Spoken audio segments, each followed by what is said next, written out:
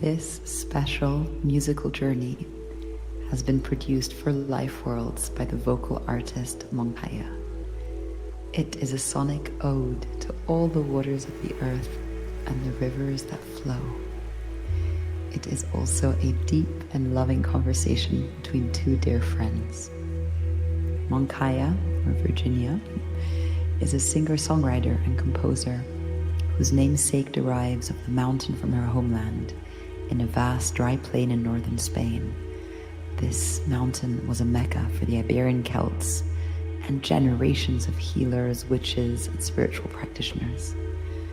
For half a decade, Virginia was trained as an engineer and worked developing technology for conflict resolution and peace building in countries at war. Now she's currently based in Mexico City, which was where we met many years ago.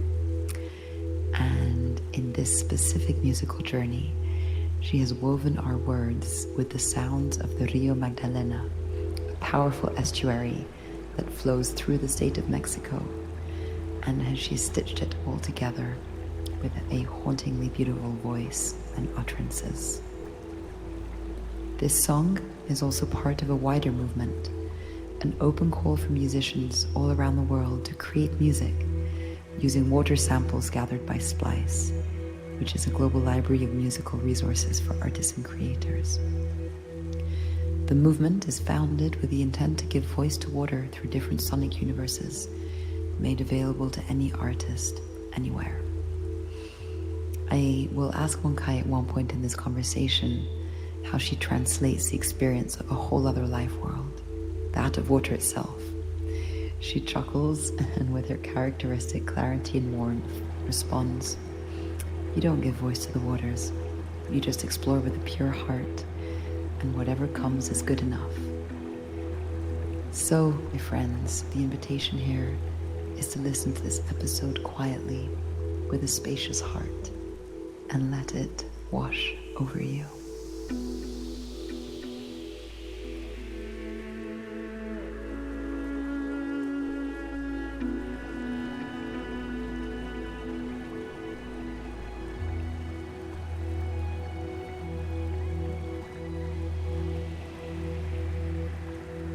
This will be a Lifeworlds first and a special because our listeners are going to be graced by your voice, your music, and also that of you weaving with a being from the land that we'll speak about in just a second.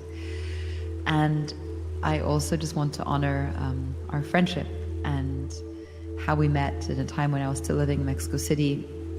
And I remember back then being so enthralled by the path that you've woven in your life.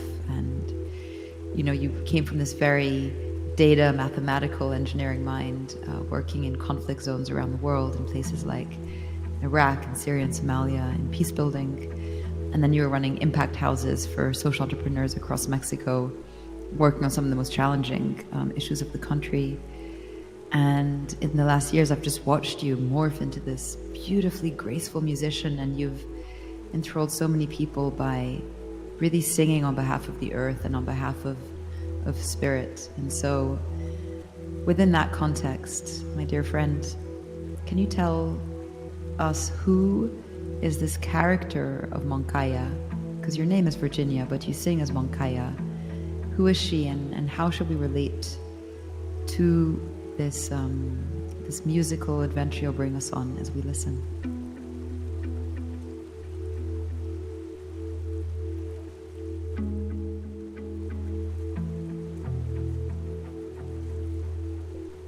As you've shared, Virginia is many things. However, Moncaya, I feel, is one thing, which is the call of the mountain, the call of nature in song. The prayer that Virginia has for all beings to be happy, for all beings to experience beauty within themselves and for themselves and for all. And its tool today is music. In birthing Moncaya, I have found something that is much greater than myself, and it has made me feel so invisible in a very empowering way. because the strength that I seek and that I find when I am singing, when I am creating, when I am giving energy and fire to this Moncaya archetype is much greater than me. So my job as the artist is to empty this vase that has been filled for many years and decades with stories and identities, expectations, narratives. And so I empty myself of that, and something much greater comes in. And that is, for me, the creative force that is behind Moncaya the artist.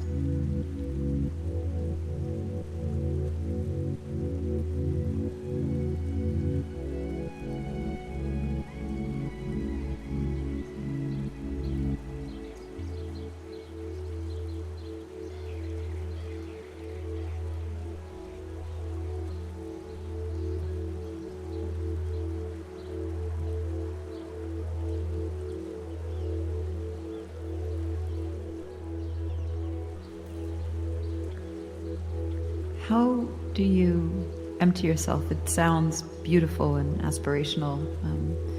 And as a very, humble meditator myself, my only reference is via meditation when I hear of emptiness.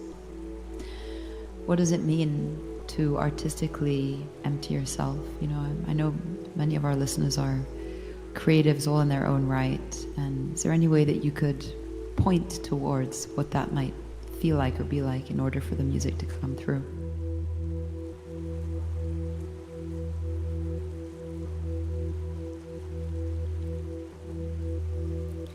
To begin with, to empty oneself for me remains an aspiration and an intention that I intend every time that I make music. What this means is that sometimes I am more successful than other times, of course. And indeed, life is this beautiful dance between ego and service. So how do I empty myself? Firstly, as intending, through the power of intention. Second is through stillness. I'm a human that requires a lot of stillness. It's like this nectar that I consume. And I find stillness in meditation, as you shared. I find stillness in nature. I find stillness most of all in space. So creating space and spaciousness in the busy modern life.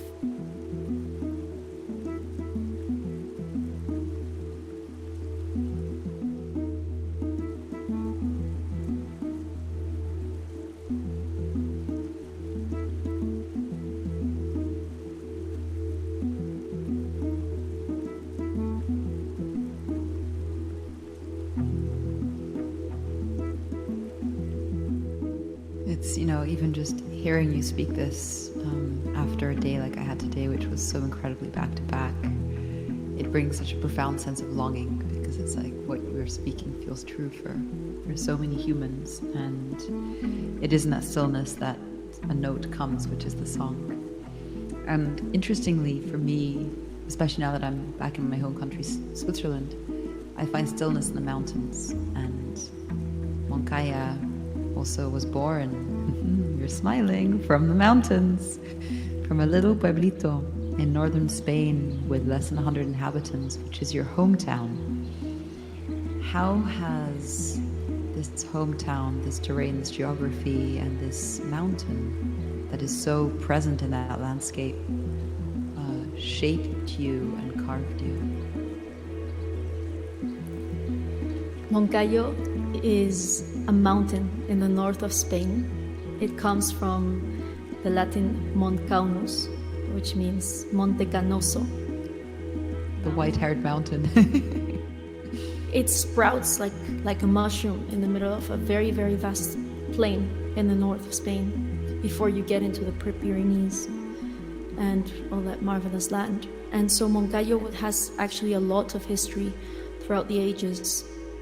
In pre-Roman times, in Spain, in Iberia, there used to be a mecca for the Celt Iberians.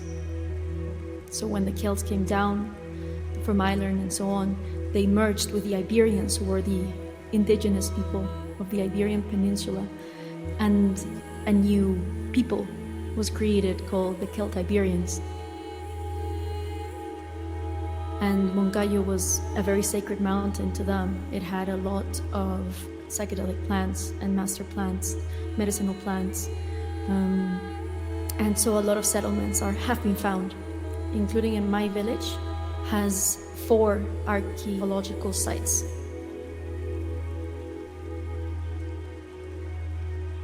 Funnily enough, also villages around Moncayo have been associated with the witchcraft movement and with a lot of witch trials. So it certainly has this mysterious, magical, witchy aura to it.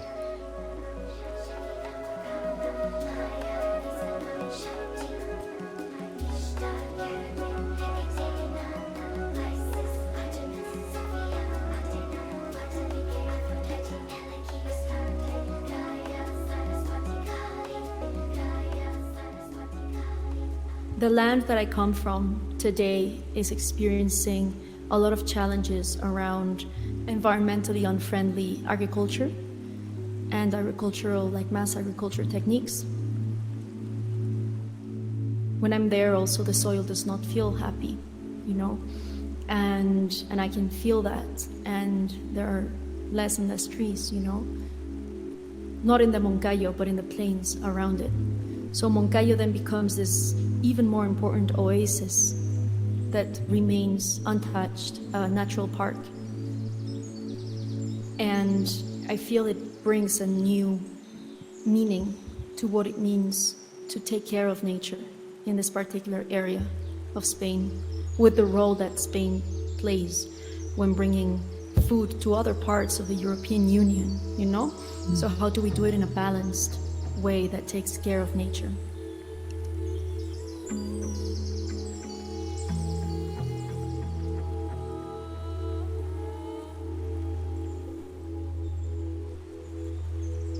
Moncayo really becomes a teacher of how to honor nature and oneself, because oneself is nature.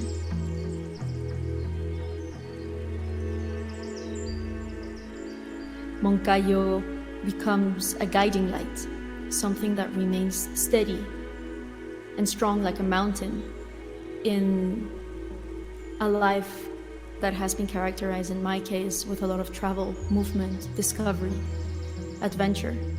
So by calling in the spirit and the energy of the mountain into my artist self and my art, I hope to make space and create spaciousness for that ever steady and strong wisdom of the mountain.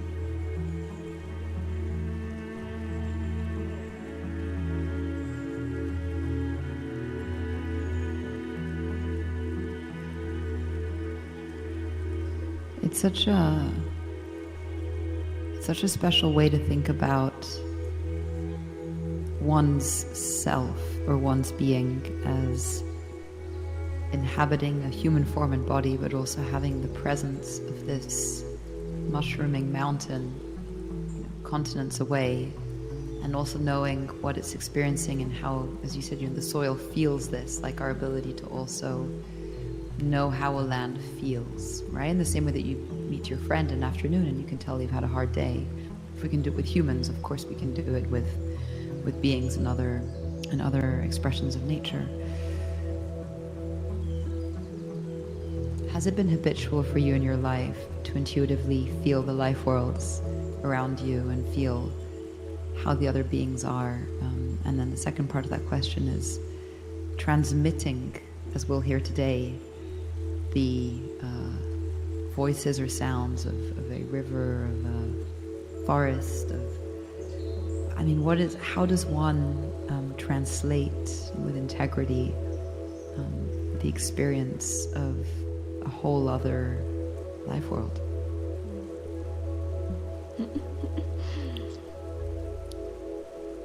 The first question around if I have always had this proximity to how a natural world feels.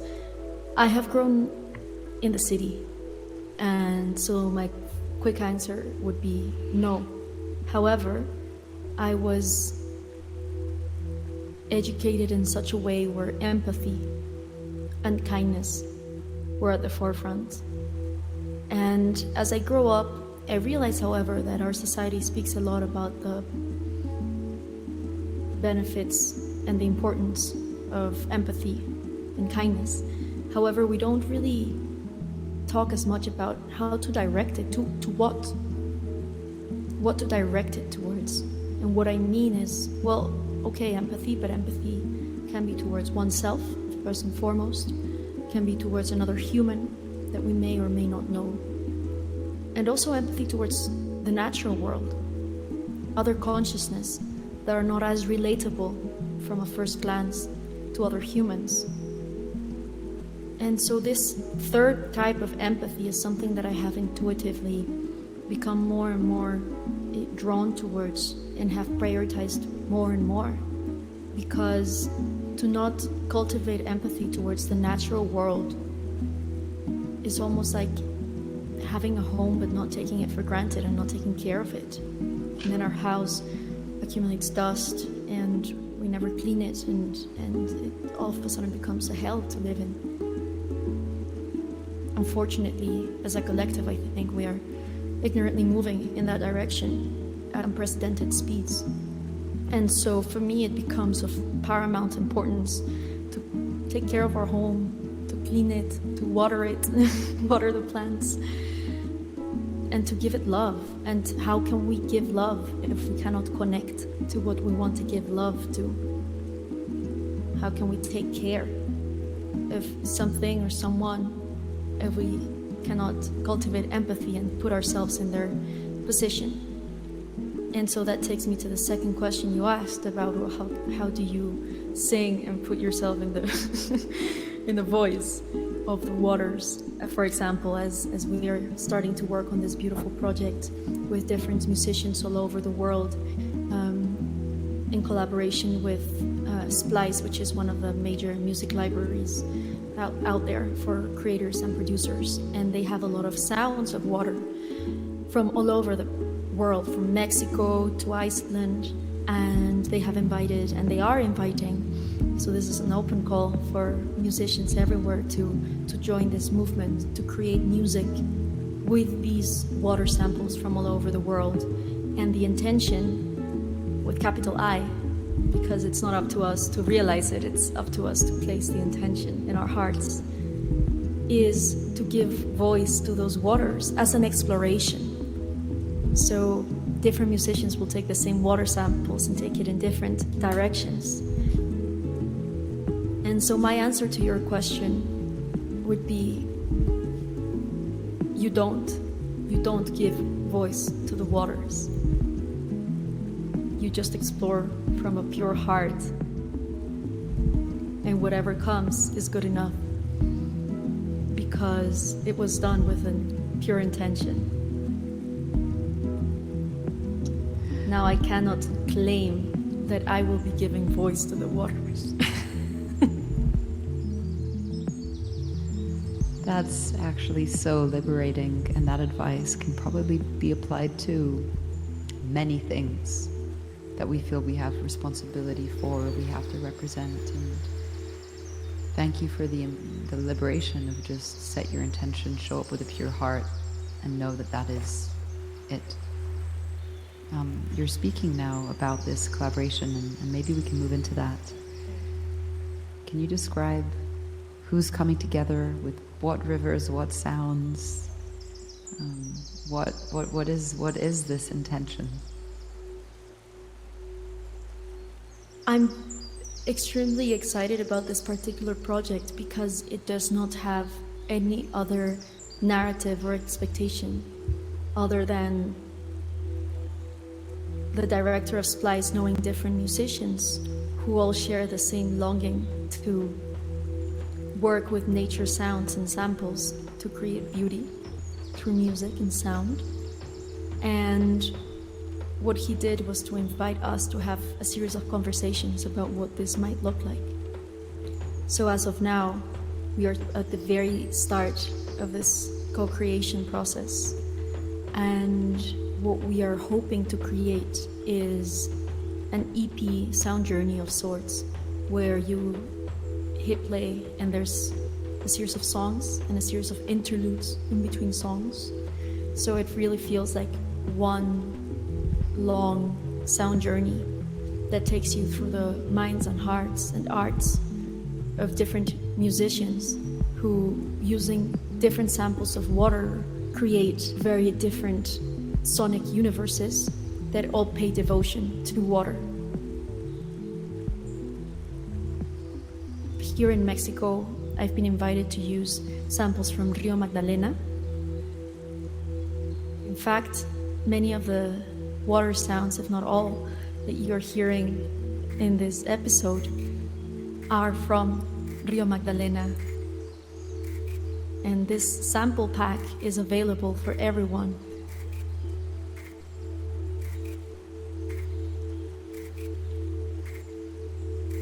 So as we hear and sit here and surrender to this journey, we can also invite this beautiful realization that we can all create music out of any sound in nature.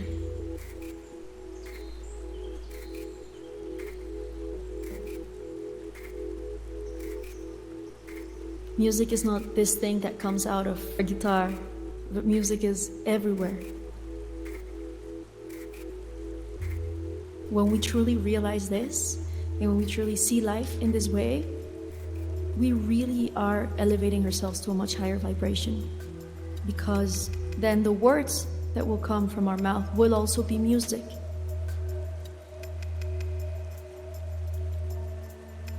And words are music when they are loving and when they create expansion and connection and healing.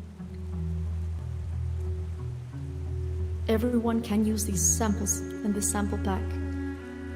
That's the beauty of also the modern world, where we can record a waterfall or water in all its forms, rain, and we can add it as musicians to every sound and make a beat like we have here also.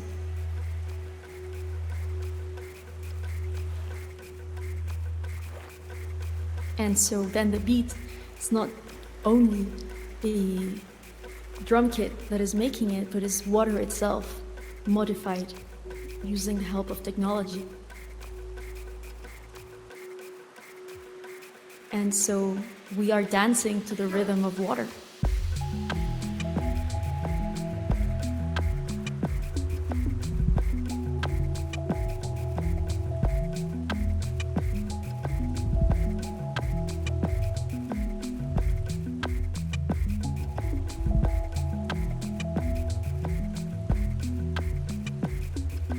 Rick Rubin says it best. He says, creating art is about creating an environment where you are free to express what you are afraid to express.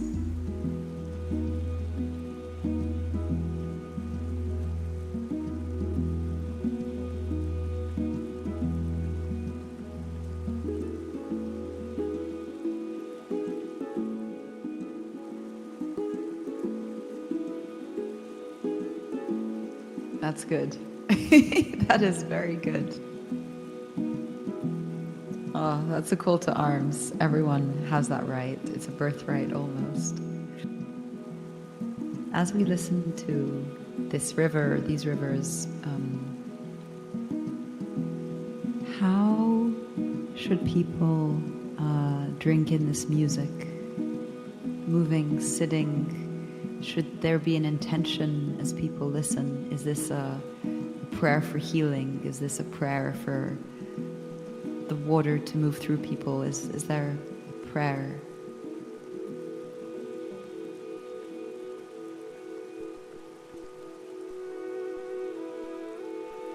The prayer and the invitation is that this water energy can help purify and cleanse and run through us. And in order to do that, the invitation is that we listen with a spacious heart. What this means is we can be driving, we can be cooking at home, walking in the park, whatever it is that we're doing. We don't have to be sitting down, not doing anything else.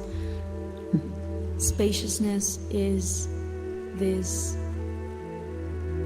ally that is with us all the time if we allow it to, because this reality is space at its most fundamental level. So we are already space. We just sometimes forget.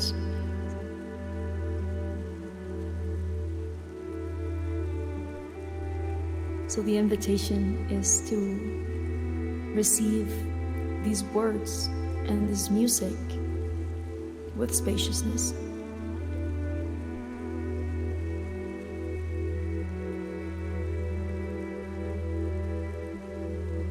You know how you speak that there's this background, constant quality of existence, which is space. It's there, whether we notice or not, whether it's... That's the same with this music that comes from the lands.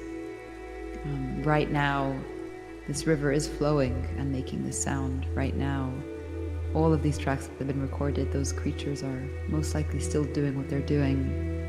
And right now, the place where you hiked 3 years ago and your breath was taken away is still having the rains come through and the clouds move through and the stone erode, and all of this life is continuing in its own pace, just like the space, whether we feel it or not.